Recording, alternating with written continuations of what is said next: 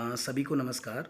मेरे साथ मोहित जोशी हैं, जो कि नानकमत्ता के निवासी हैं और अभी उत्तराखंड विद्यालयी शिक्षा परिषद के द्वारा जो 12वीं की परीक्षा थी उसमें पूरे राज्य में इनका छठा स्थान है। उस रिजल्ट के आने से पहले ही मोहित का चयन अशोका यूनिवर्सिटी के लिबरल एजुकेशंस प्रोग्राम में हो चुका है। और अभी मुझे जो पता चला है कि मोहित अजीम प्रेमजी विश्वविद्यालय में भी इंटरव्यू राउंड के लिए उनको कॉल आई है। मोहित, बहुत बहुत बधाई आपको। कैसा लग रहा है अभी? धन्यवाद धन्यवाद सर, बहुत ज़्यादा बहुत अच्छा लग रहा है। मतलब ये सुन के कि हमारी मेहनत आज रंग लाई। और दूसरी बात, जो टीचरों का सहयोग था और मार्गदर्शन था और पूरी स्कूल लाइफ की जर्नी थी, वो आज जाके सक्सेसफुल होती दिख रही है, तो अच्छा लग रहा है। अच्छा, आपके इंटरमीडिएट का जो बोर्ड का रिजल्ट है उसके आने से ही पहले अशोका विश्वविद्यालय का रिजल्ट आ चुका था। हम्म। तो इसका मतलब आपकी जो रैंक है, छठी रैंक, उससे ज़्यादा कुछ और भी चीज़ें उन्होंने, या आपके जो मार्क्स हैं उससे ज़्यादा और भी क्या कुछ चीज़ें उन्होंने देखी उस प्रक्रिया में, अगर आप ये बता सकें। या अजीम प्रेम जी में भी अगर आप मुझे ये बता सकें, या और मैं ये बोलूँ आपसे कि जो अभी जिस तरह की प्रवेश परीक्षाएं हो रही हैं, हम्म। या उनमें वो बच्चों में क्या क्या चीज़ें, या छात्रों में जो एप्लीकेंट्स हैं वो क्या क्या चीज़ें देखना चाह रहे हैं जो अभी तक आपकी समझ में आया हो। मतलब अगर मैं इसको बहुत अच्छी तरह समझाऊँ, इंटरमीडिएट की परीक्षा एक हमारा एकेडमिक होता है और एक करिकुलम होता है, ठीक। बट आप सिर्फ पढ़ाई को करिकुलम नहीं कह सकते। आपका स्कूल में पहला कदम, आपसे दोस्तों से बात करना, स्कूल में आपका पार्टिसिपेशन, और आप अपने संग रहने वाले दोस्तों के संग क्या बिहेव कर रहे हो, उन्हें क्या फीडबैक दे रहे हो, ये सब भी आपको सिखाते हैं। और रही बात उन यूनिवर्सिटीज़ की, जो अशोका यूनिवर्सिटीज़ है, वो सिर्फ एकेडमिक में फोकस नहीं करते हैं।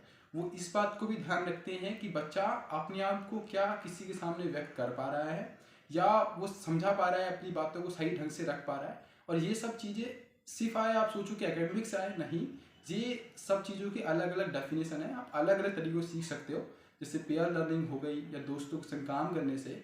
और जो तीसरा सवाल आपने किया कि क्या ये जो आजकल जो पद्धति चल रही है हमारे एजुकेशन सिस्टम की, वो उसको हमें थोड़ा सा चेंज करने की ज़रूरत है। अगर हम ये सोचें कि हम उन 5 किताबों में, उन 5 सब्जेक्ट में लिमिटेड हो जाए, तो ये हमारे लिए सही नहीं है। क्योंकि अगर आप आउटर मतलब आप रियल वर्ल्ड में जाओगे, तो वो 5 सब्जेक्ट आपको डिफाइन करने में कहीं ना कहीं कुछ कमी करेंगे।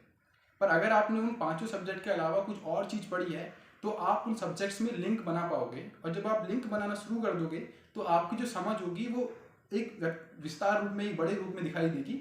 और ये आपको हमेशा हेल्प ही करेगा, और वो आपको इन यूनिवर्सिटीज़ में हमेशा इसको परखा जाता है।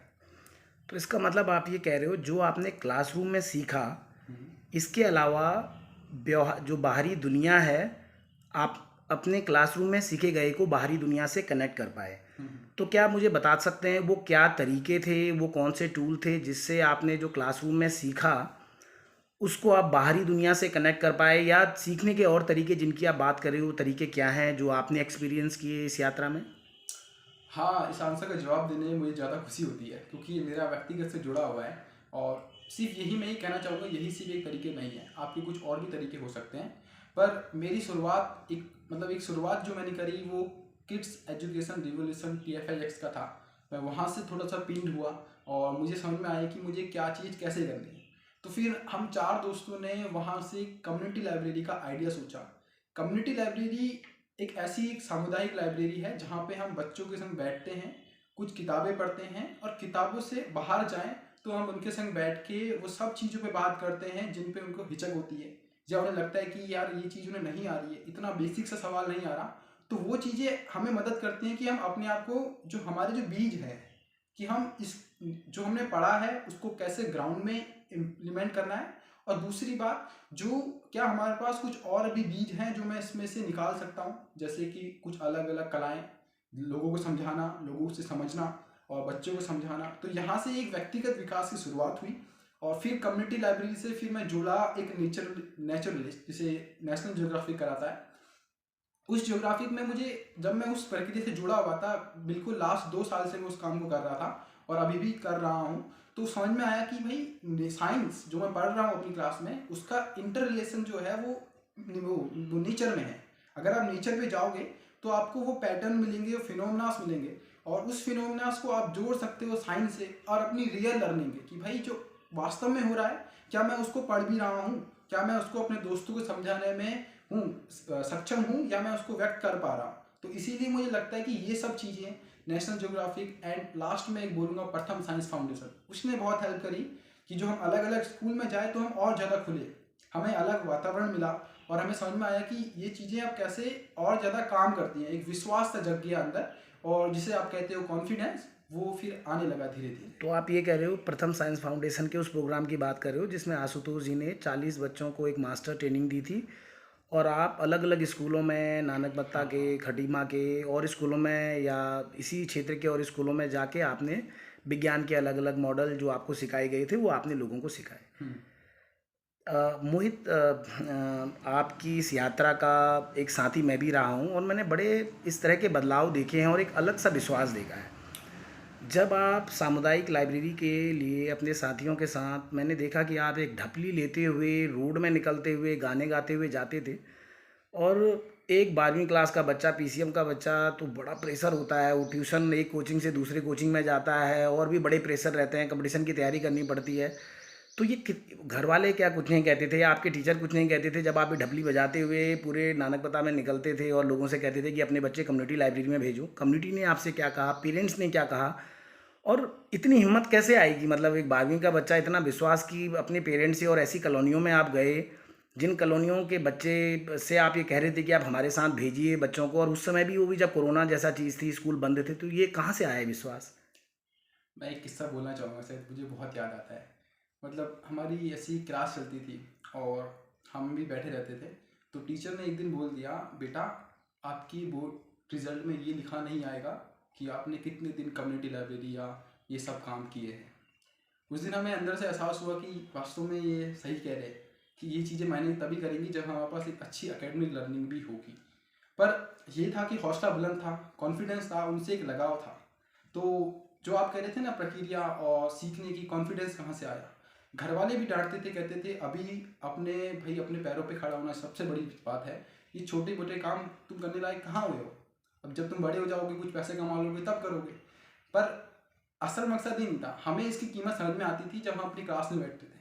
हमारे आर्गुमेंट इतने अच्छे होते थे कि हम समझ पाते थे, सर वहाँ तो ऐसा हो रहा है और आप तो ऐसा कह रहे हो। तो ये चीज़ें काम करती हैं। और जब आप कह रहे ढपली बजाना, लोगों से बात करना, ये भी एक प्रक्रिया है सीखने की। आप इसको स्कूल में सीख पा रहे हो, ये एक सौभाग्य की सी बात है कि अपने मॉडल को, जो आप काम कर रहे हो, उसको किसी के सामने रखना और उसको ये विश्वास दिलाना कि ये काम करता है। वो खुद में आपको सबसे पहले विश्वास जगाना पड़ेगा कि हाँ, जो आप काम कर रहे हो वो सही कर रहे हो। दूसरी बात, जब हम पेरेंट्स के पास जाते थे कि भाई अपना बच्चा भेज दो, शुरू में ऐसे फेस होते थे, आप खट्टे सेब कह रहे हो, सोर फेसेस, राइट? तो उन फेसेस को आप देख के कहोगे कि यार ये कहाँ ही बच्चे को भेजेंगे। मानोगे नहीं, 6 बच्चों से हमने शुरुआत की थी, पर रैली, पोस्टर, उनके सामने काम करने में जब हमने रिजल्ट शुरू किया तो उन्हें भी एहसास हुआ, बच्चों को भी एहसास हुआ, हम 36 बच्चों तक पहुँचे। तो ये जो यात्रा होती है वही सिखाने वाली होती है। आप यात्रा में जब जुड़े रहोगे, अपने काम को बहुत ही डिटर्मिनेशन और डेडिकेशन से करोगे, तो वो आपको ज़रूर कुछ ना कुछ आने वाले सालों में ज़रूर देगा, आपकी व्यक्तिगत कौशल बोलो, उन सब चीज़ों में।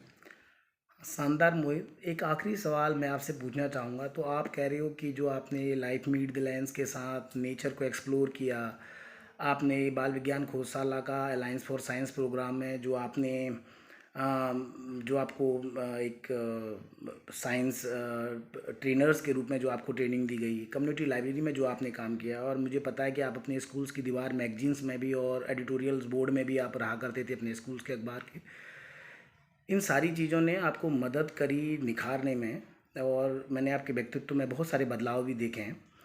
तो इसका मतलब आपके लिए, और आप यहाँ बोर्ड में भी आप कह रहे हैं कि मैंने मार्क्स में भी अच्छा किया, तो अगर इसका मतलब ये जो गतिविधियाँ हैं, ये स्कूल में जो चीज़ें सीखी जा रही हैं उससे अलग तो नहीं है, उसी का हिस्सा है पहला। इस पूरी इस पूरे जो आपने बात कही, तो मैं इस मामले में आपसे ये जानना चाहूँगा कि आपका आदर्श स्कूल कैसा होगा? अगर आपसे मैं कहूँ कि एक आइडियल स्कूल का आप सपना देखते हो, तो वो कैसा होना चाहिए संक्षेप में? हाँ, संक्षेप में आइडियल स्कूल का जो मेरा सपना होगा, वो कुछ इस तरह का होगा कि भाई गेट भी हों, विंडोज़ भी हों, किसी बच्चे के लिए गेट ना खुले, उसको ये एहसास ना हो कि उसको कहीं पे भी जज किया जा रहा है, या उसकी बातों को परखा जा रहा है, उसको बिल्कुल भी एहसास नहीं होना चाहिए था। और दूसरी बात, हम स्कूल में हमेशा क्या करते हैं कि ये बच्चा गलत हो गया, आप जाओ सीटने बैठ जाओ, आपसे नहीं होगा। ये एक प्रक्रिया नहीं है सीखने वाली। आप बच्चे को ये बोल सकते हो कि ये गलत ऐसे हो रहा है, क्यों ना आप इसको इस तरह से सही करो। ये एक लर्निंग मॉडल हमें चेंज करना पड़ेगा कि जिसमें सिर्फ एक वे में कम्युनिकेशन ना हो, दो वे में कम्युनिकेशन हो। दूसरी बात, बच्चों को सिर्फ उस सिलेबस से ना परे रखकर उसको वो सब चीज़ें कराई जाए, जैसे डांस, थिएटर और ऐसी गतिविधियाँ जो उसको निखारें, जो उसे लगता हो कि ये कुछ अलग है पर उसको उससे जुड़ाव हो। क्योंकि हम नहीं जानते कि उस बच्चे का दिमाग या उस बच्चे में किस चीज़ का कौशल है और वो किसको कैसे कितनी अच्छी तरह से निखार सकता है। तो मेरा स्कूल ऐसा होगा और उसमें सारी रिसोर्सेज हों। किसी भी बच्चे को अगर कुछ पढ़ना है तो वो अपने टीचर के पास फ्रीली चले जाए और वो उनसे पूछे कि ये चीज़ ऐसे हो रही है। टीचर जवाब ना दे, बस उसको रास्ता दे कि ये एक चीज़ है, जाओ इसको ढूंढो। अगर उसको जवाब मिल जाता है तो ठीक है, नहीं तो और कुछ भी बुक्स दो। आप जवाब दे दोगे तो उसके अंदर का जो क्वेश्चन पूछने का, जो साइंस सीखने का और जो अपने आसपास में एक क्वेश्चन करने का जो उसका जो तरीका होगा वो बदल जाएगा। पर अगर आप उसको एक रास्ता, सिर्फ जवाब ना दो, आप उसको कहो कि ये है और इस पे चलो। शुक्रिया मोहित, भविष्य के लिए बहुत बहुत शुभकामनाएं, और इन सुनहरे रास्तों पे चलो और आपसे बहुत सारे लोग इंस्पायर हों, ये उम्मीद है। Thank you. Thank you so much sir.